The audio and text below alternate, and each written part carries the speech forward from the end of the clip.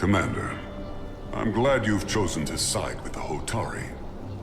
I knew the Federation would see through the Elidians' baseless claims and protect the interests of my people. The Hotari have suffered enough at the hands of the Elidians. I couldn't agree more. I assume you were there the day the mines were seized from the Elidians. Not seized. Reclaimed. And restored to their rightful owners. Yes, I was there. We had to be decisive. Before the Elidians could even realize their worst nightmares upon them. Were the Hotari miners armed during the revolt? I'm just trying to understand how it happened. If by that you mean armed with centuries of abuse and exploitation at the hands of the Elidians, then yes. Which doesn't really answer my question. We had them vastly overwhelmed from the start. They respect one thing above all else, and that is force. The greater the force, the more certain the outcome.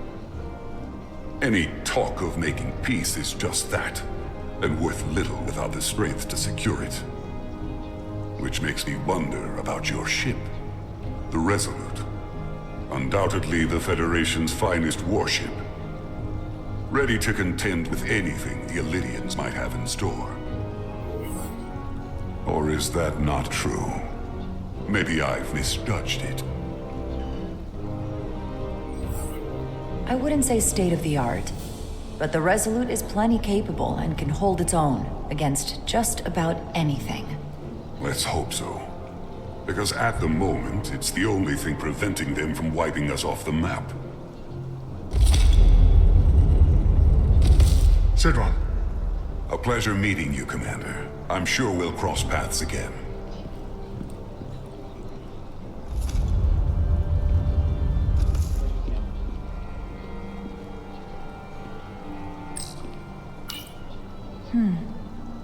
Soothing.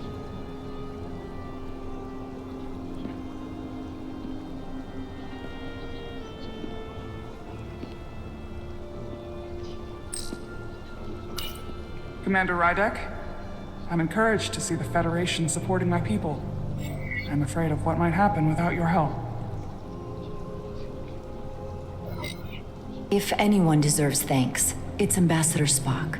No one is more invested in negotiating a peaceful settlement to this conflict than he is. I'm so glad.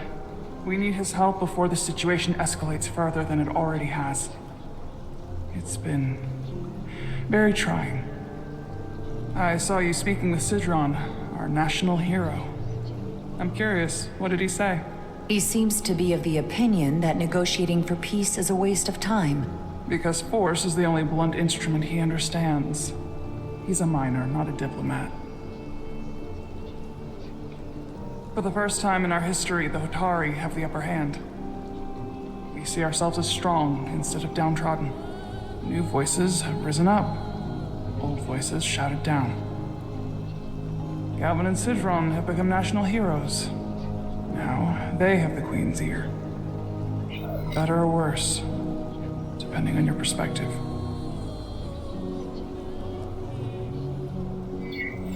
I assume they've taken your place. I was one of the Queen's most trusted advisors. And I hope to prove myself worthy of being so again. Which is why you're here. My fear has been that the Elidians will launch an attack and crush us. You've seen their starship, no doubt. They could have retaken the mines whenever they wanted to, but it never happened. And as strange as this may sound, I'd almost say they're afraid. I just don't know what they're afraid of. It's still the same bluster and bravado you would expect from them. But it has no teeth. Like they're afraid of what might happen. Do you think it has something to do with the ion storm? Right now, it's stronger than ever, isn't it? It's entirely possible. I'm not a scientist, but I do know the storm has knocked out all kinds of systems. So maybe the Elidians weren't willing to risk their ships, given all the interference.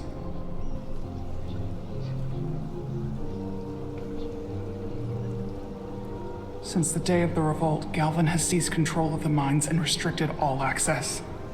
No one's allowed without his personal authorization. And they've taken over a section of the palace with just as much secrecy and security. I'm told it could be something they brought back from the mines. I've made inquiries, but everyone pretends it doesn't exist. I strongly suspect they're hiding something. What do you think it is? I've heard rumors it's some sort of ancient artifact, but I haven't seen it myself. How can we know?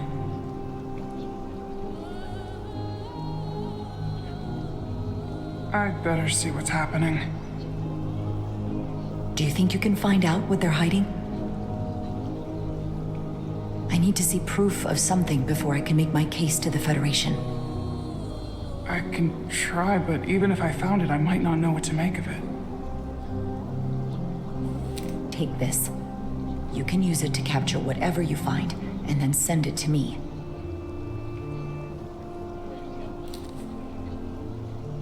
Thank you. I will let you know what I find. And I look forward to our meeting again.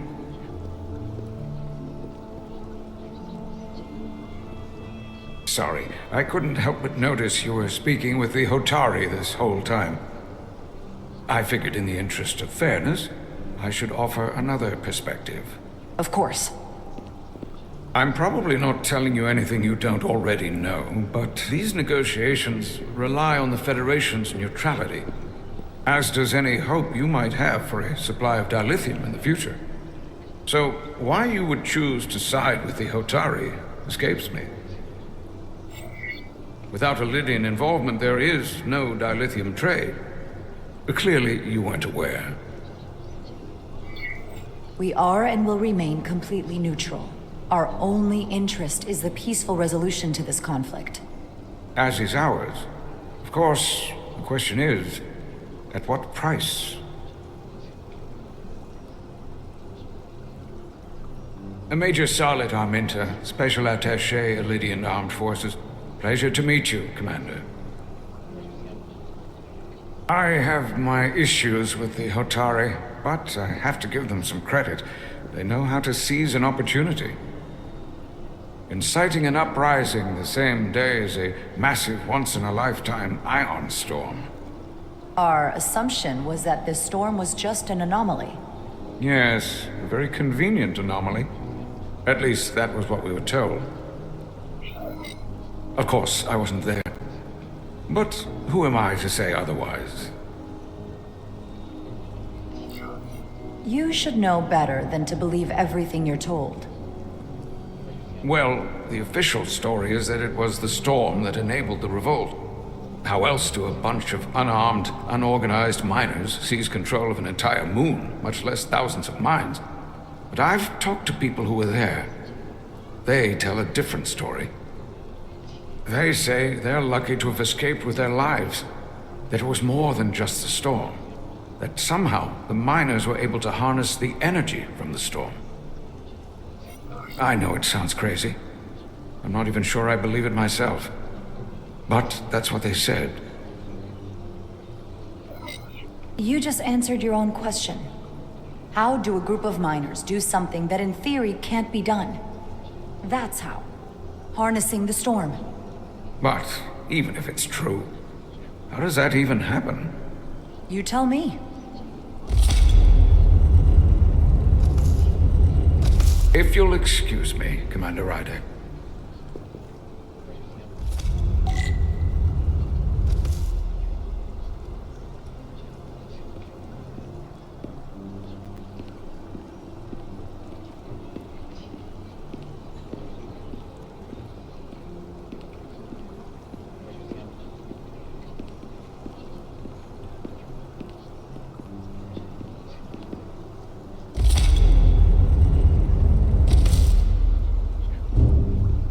Well, that was a disaster. What happened?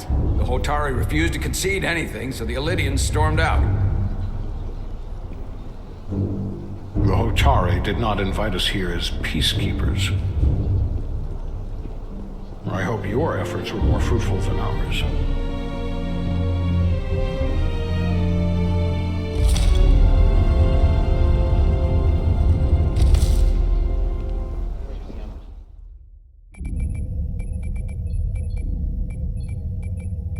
Gravitational harmonics failing to resolve. Warp bubble stability degrading. Increase output to maximum. Increasing warp output to maximum. It's happening again.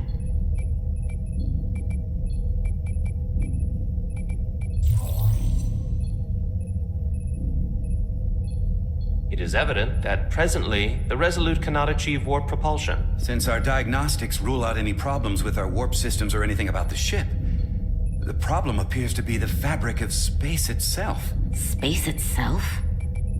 You're saying something about this region of space prevents warp travel? Prevents it, or can't sustain it. However improbable, that appears to be the case. We need to know more. Otherwise, it'll be an extended stay in the Hotari system. The storm didn't stop us from leaving space dock and traveling here. But could it still be causing this interference with warp travel? We must follow sound investigatory principles. Do not let an assumed conclusion drive your analysis. Sometimes we need a little inspired thinking, Mr. Chovak. Captain Solano is on his way back from the negotiations, and I want to have some answers for him when he gets here. Indeed. Given the facts at hand, we may be able to deploy subspace probes around the ship to construct a clearer picture of the phenomenon. Around the ship. I'll prep a shuttle.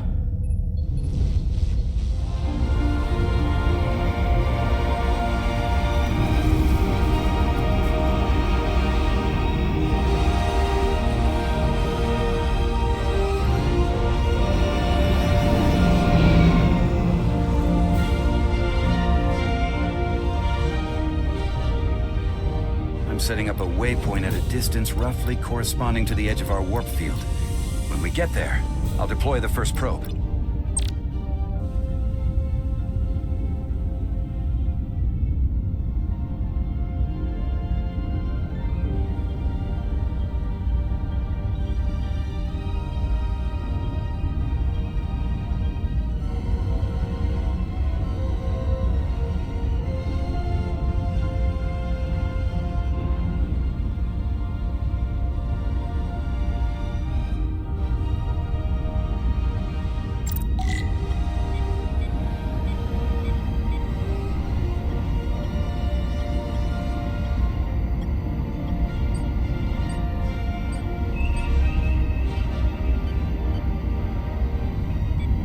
Commander Westbrook, the Resolute systems are calibrated to receive the probe's readings. We are standing by to reproduce the warp field collapse after the first probe is deployed. Thank you, Mr. Chovak. We'll be in position shortly. And, Mr. Diaz, do take care in piloting the shuttlecraft. Now is not the time to indulge in the human penchant for joyriding. Chovak probably isn't such a fun guy to work for, huh?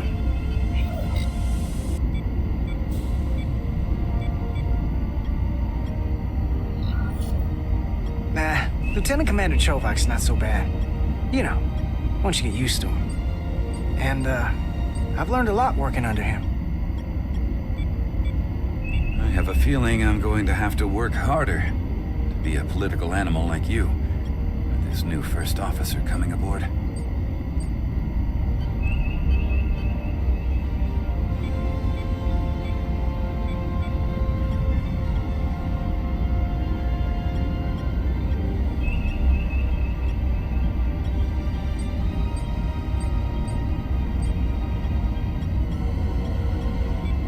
This is far enough.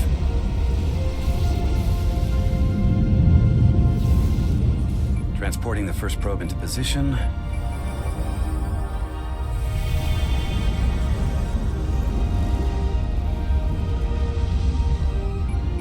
Westbrook here. The first probe is deployed.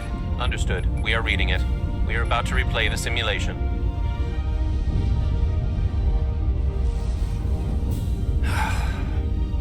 Problem? I'm just not getting any traction with her. Commander Rydek. She rejected my plan to use a deflector pulse against the storm surge. She didn't listen to me when you were out on the hull and I was trying to make it safer for you. I'm not saying there's anything wrong with the new XO. I'm sure she's a fine officer, even if we don't see eye to eye. But she didn't go through what the rest of us did. You know that. And it's hard to figure out why she'd be the one Solano chose instead of, well, one of us. I've heard some good things. You should at least give her a chance. I'll take that under advisement. Test is running. Warp field collapse in 3, 2, 1, mark.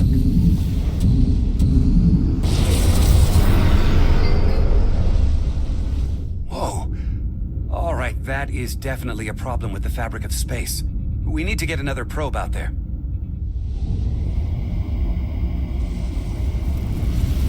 With 2 points of data, the Resolute and the probe, we've managed to get an interference pattern. I'm setting a waypoint to a particularly strong area of interference. We'll deploy the second probe there.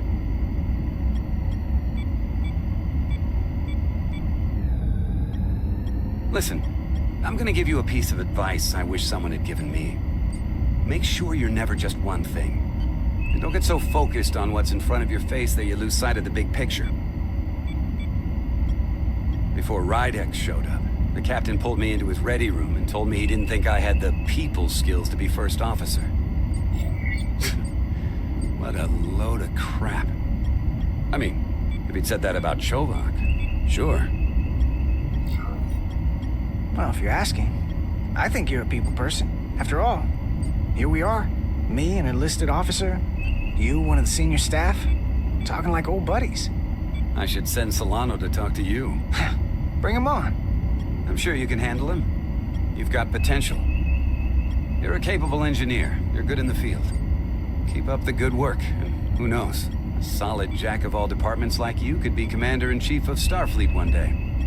Hell, Admiral Jellicoe started as a shuttle pilot. And there are places to go in the enlisted ranks, too. Of course, if you get an officer's commission, they'll put you on another ship. I love it. So put me up for promotion. I'm ready for my next challenge. Well, I think you're going to have to prove that to your boss, Chovak, first.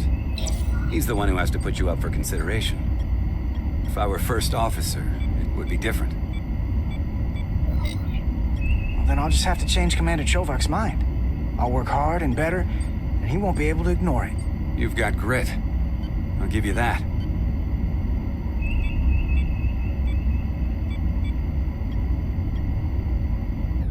Here. This is close enough. Stop the engines. Deploying the probe. Westbrook to Commander Chovak. We're ready for another sampling of data. Very good. Running the simulation again. Warp field collapse in 3, 2, 1, mark. There it is again. I saw it. It seems to be directional. Well, what about the scans? Anything?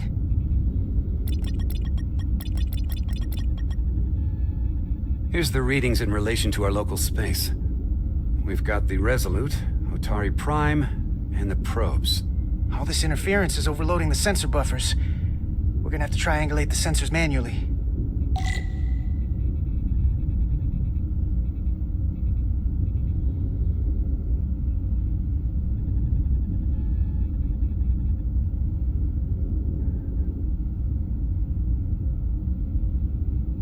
We got something.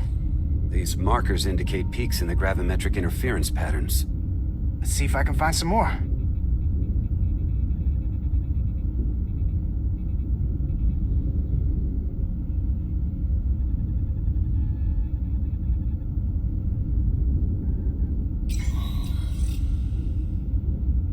Hold up.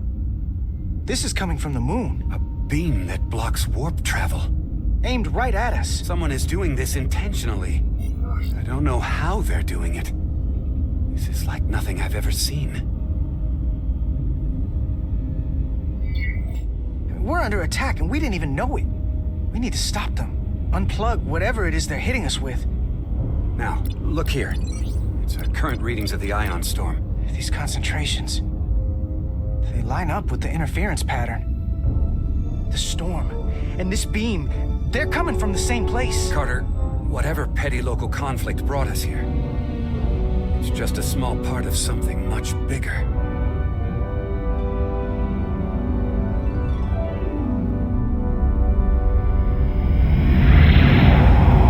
Presently, we don't have an explanation for how they're doing this. But one thing is clear. This is no fluke. Thank you, Mr. Westbrook. I want a full briefing when I'm back on board. Solano out. A targeted weapon that inhibits warp travel. Coming from the moon Tau. That would explain the difficulties my shuttle encountered. More importantly, the tenor of the Hotari during the negotiations. And here I thought the Illidians would be the problem. Coming to peace talks in a warship. This wasn't supposed to be so complicated. For all their posturing, every indication is that the Illidians are afraid of the Hotari. They didn't bring their warship as a threat. They brought it because they're scared. From everything we witnessed, I would say that is highly likely. But what are they afraid of? Tylus, the Hotari representative, said she thought they found something in the mines. Galvin and Sidron brought it back to the palace, but they're keeping it under tight security. She's going to investigate it. I gave her my tricorder. I expect she'll contact us soon. You found an ally. Why would Tylus help us? Go behind her people's back? It's a fair question, considering. She doesn't like the way Galvin and Sidron have been manipulating the situation. And the Queen. Working with us to go around them isn't the same as betraying her people. That may be true. She's certainly more likely to help than the other Hotari we've met. That raises another question. Specifically, what do the other Hotari have to gain in bringing us here, only to make this hostile maneuver against us? There must be some motivation. Unless they changed their minds between when they asked and when we got here. Sidron was very curious when we spoke outside the Queen's chamber. He wanted to know all about us, our ship, the Federation. He wasn't giving any answers. He was looking for them. Well, I'm sure you didn't tell him too much. I don't think the Illidians know what's really down on that moon either. Major Armintus said the revolt defied explanation. That the Hotari miners somehow harnessed the energy of the storm. Harness the energy of the storm? Doing that is beyond even our capabilities. So is a weapon that disrupts warp travel. There have been civilizations and entities, both past and present, far more technologically advanced than the Federation. The Illidians and Hotari don't fall into that category. But that is all the more reason to investigate further. Commander Rydek, sorry to interrupt. We've received an urgent call from Hotari. The Queen's advisor, Tylus, has asked to speak with you. Put her through.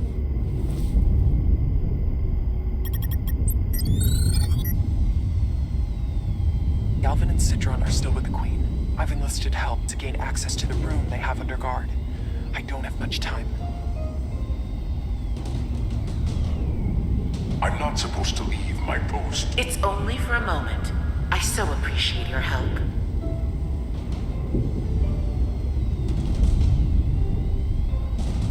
I found something. I'm sending you a scan.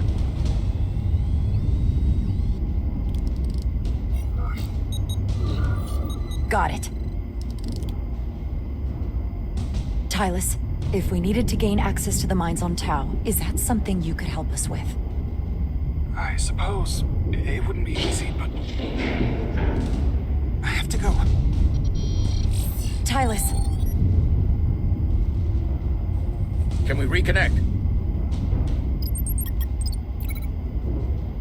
Sorry, Captain. We've lost all contact. We can only hope she escaped without harm. It was hard to tell.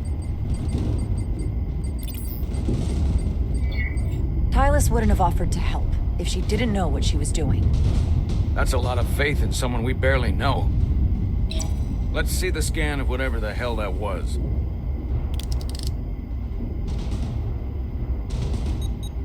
Tylus suspects this came from the mines on Tau. It appears to be of ancient origin, but the markings are unfamiliar. We can run a full analysis when we get back to the Resolute. But if this came from the mines, then it might be the key to how they got the upper hand against the Illidians. Then we have to go into the mines. The Federation would not allow that. We We were, after all, sent here to be a neutral party in a peace negotiation. However, we could demonstrate that the Hotari have acted in bad faith, which would enable us to investigate the mines on Tau with full justification. But of course, we would need conclusive proof before taking action.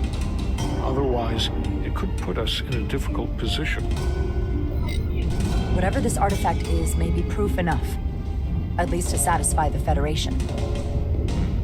Especially if we can show the Hotari are controlling the warp disruption. And targeting the Resolute.